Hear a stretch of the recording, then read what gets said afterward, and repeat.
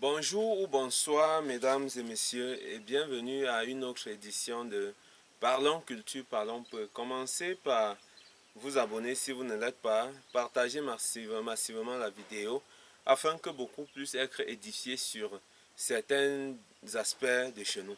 Aujourd'hui, je vais beaucoup m'attarder sur la spiritualité chez les peuples du lac. Et quand je parle de spiritualité, c'est un peu l'interaction avec le cosmos. Mais aujourd'hui, je vais m'attarder sur d'où vient l'homme. Selon les connaissances scientifiques du peuple là, d'où vient effectivement l'homme? L'homme est constitué, est une partie de la divinité comme toute autre chose autour de nous. Et la divinité s'autocrée. C'est un être, c'est pas un être, mais c'est un ensemble selon nous qui est un bloc. La divinité est un bloc. Et tout ce qu'il y a sur la divinité, toutes les composantes de cette divinité ainsi s'autocrée et provient de l'énergie qui n'est pas visible. Bon, pour commencer, on a ce qu'on appelle chez nous les foyers de création.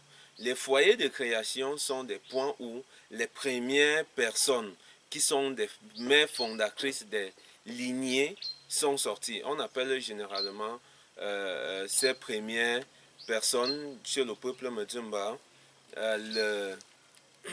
la mangrunza, c'est-à-dire la grosse racine ou la grosse tige du pistache qui sort de terre. Quand vous plantez le pistache, une graine de pistache dans la terre, il y a une grosse graine qui d'abord, une grosse tige qui sort, la mère des tiges, donc la première tige, et s'étend maintenant sur plusieurs tiges. Donc, en dehors de cette grosse tige qui est mangrunza, le reste de nos ancêtres sont les ngudnza, ou qui sont les tiges qui nous relient à cette mais des tiges. Donc voilà un peu. Maintenant, quand je vous parle de ce sens-là, c'est le côté matriarcat.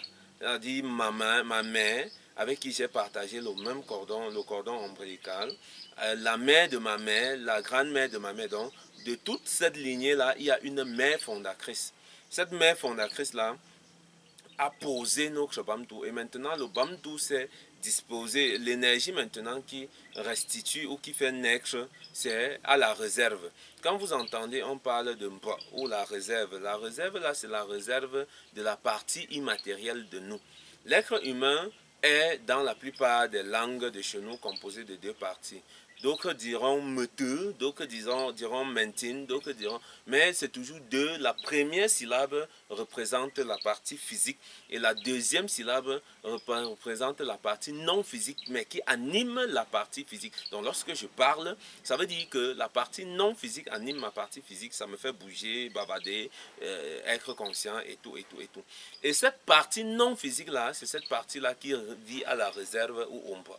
Donc, pendant que vous entretenez des rapports intimes, selon les conditions demandées ou autorisées par la divinité, c'est-à-dire femme et homme, donc une femme et un homme, et que la femme soit dans des conditions, que l'organisme de la femme soit dans les conditions de recevoir l'énergie, ces rapports-là maintenant déclenchent l'appel d'une tsun à la réserve. Et ce tsun-là doit se mettre, cette étincelle de vie-là, doit se mettre dans le corps de la femme, se nourrir des cellules. Donc l'enfant, la partie matérielle de l'homme, c'est les cellules de sa mère.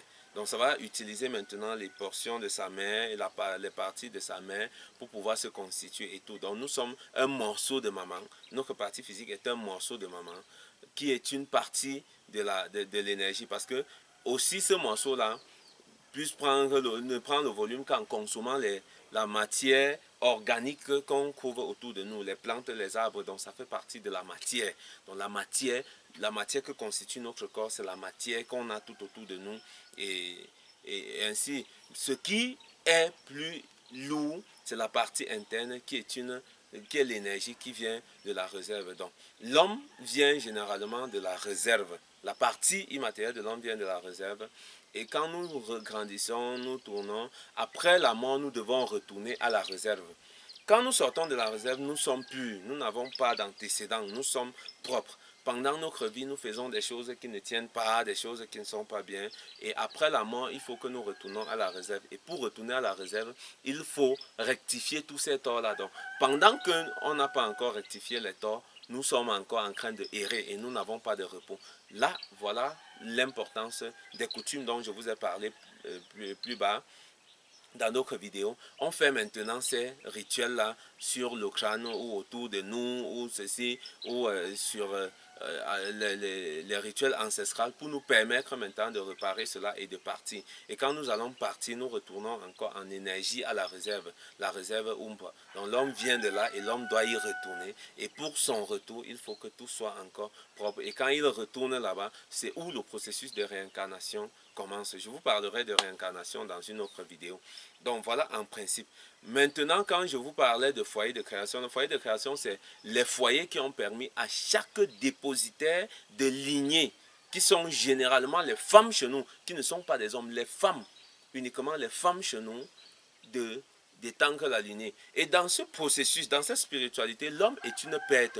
Parce que l'homme n'étend pas sa lignée. Quand je me mets en couple avec une femme, je lui permets de porter la grossesse. Ça, c'est sa lignée qu'elle augmente et non ma part. Celle qui augmente ma lignée, c'est ma soeur parce que c'est elle qui accouche un enfant qui a le même ventre que moi ou qui a le même bamtou que moi. Donc voilà des choses qu'il faut bien comprendre et bien assimiler dans cette partie de la spiritualité là. Je ne vais pas beaucoup tirer pour vous fatiguer.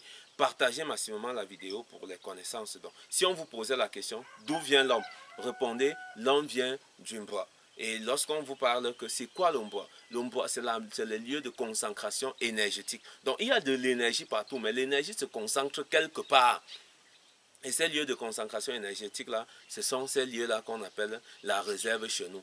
Donc, on ne vous dira pas qu'il y a... Et maintenant, on va vous dire qu'avant de venir de la réserve, le premier homme ou tout, il n'y a pas de premier homme pour tout le monde entier, non. Il y a plusieurs foyers de création. Parmi ces foyers de création, il y a la plaine du Noun pour les peuples qui sont généralement maintenant de ce côté-ci. Donc, c'est-à-dire les peuples d'Undé, la plupart des peuples d'Undé. Il y a l'ancien Chefferie Bananté qui est un foyer de création où les Bafsam et généralement les Banjoun viennent pour chercher leur mère fondatrice. Donc quand on parle de mère fondatrice, c'est cette dépositaire-là, cette manque-là. Donc on reconnaît les foyers de création, les lieux où les peuples y vont pour prélever le crâne de la mère fondatrice. Puisqu'on ne peut plus la voir, on ne fait que prélever son crâne pour essayer de lui faire allégeance comme tout le monde devrait faire à cette maman-là. Donc il y a certaines coutumes propres à la mère fondatrice. On appelle le bang manque de ça. Par exemple, certains l'appellent à me dire manque de ça, manabungo, mazuzamum. Bon, mazuzamum parce que pour les peuples me disent c'est dans la plaine du Noun que cette première fondatrice de lignée a été pour beaucoup. Bon, maintenant quand on part dans la plaine du Noun, c'est pas que nous tous on a une même mère fondatrice, non. Dans cette plaine-là qui est un foyer de création, plusieurs bamdous ont vu le jour. C'est comme un espace de champ où plusieurs maïs ont poussé. Donc, c'est un même biome, mais plusieurs maïs sont sortis de terre là-bas. Donc, voilà un peu ce que je peux expliquer là. Et ces premières femmes-là sont les parties, sont les premières composantes de la nature ou les premières parties d'un si qui ont eu la forme de ce que nous sommes. Donc, jusqu'à présent, pour mieux comprendre, sachez que les êtres se créent au fur et à mesure, puisque c'est l'ensemble de tout ce qu'on a autour de nous qui forme la divinité. Donc, les êtres se créent et d'autres disparaissent même, d'autres nouvelles formes se créent, et c'est comme ça que ça crée la divinité des mains et la divinité à sa force. Donc, Dieu mais se métamorphose, il change de forme, il régit tout ce qui est en train d'exister. Et puis les espèces se font et tout, et tout, et tout, et tout. On ne peut pas tout décrire.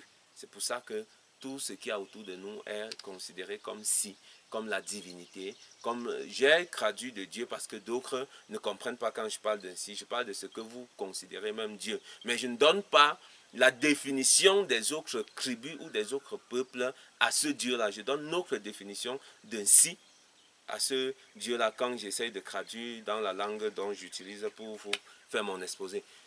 Soyez en santé par la force de nos ancêtres et la force d'un si.